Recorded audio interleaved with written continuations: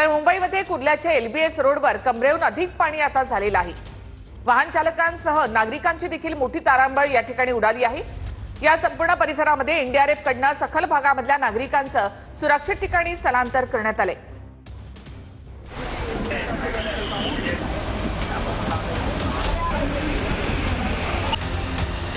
सतत कोसळणाऱ्या पावसामुळे मुंबईकरांचं जनजीवन विस्कळीत झालं। कुर्ल्यामधल्या बैलपाडा परिसर क्रांतीनगरमध्ये एनडीआरएफच्या तुकड्या दाखल झाल्यात।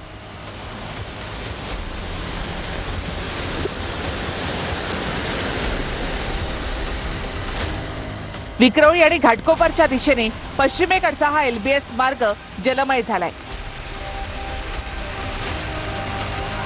कुर्ला परिसरामध्ये तब्बल 5 फूट पाणी साचल्यामुळे नागरिकांची चांगलीच दमछाक झालेली पाहायला मिळाली।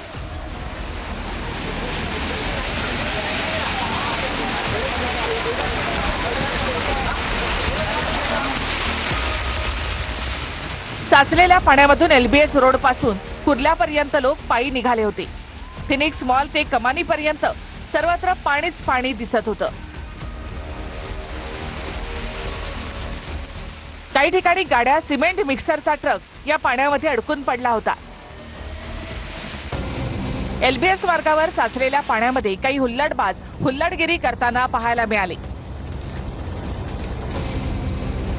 पाण्यामध्ये अडकलेल्या या गाड्यांवरून साचलेल्या पाण्यामध्ये काही जण उड्या मारताना सुद्धा पाहायला मिळाले। साचलेल्या पाण्यामध्ये टायर टाकून काही जण पाण्यामध्ये पोहण्याचा आनंद घेताना दिसत होते। काही ठिकाणी पाण्याचं प्रमाण जास्त असल्यामुळे मेन हॉल मधून सुद्धा पाणी बाहेर येत होतं। पाण्याचा प्रवाह इतका वाढला होता की एलबीएस रोडवरील अनेक दुकानांमध्ये पाणी शिरलं।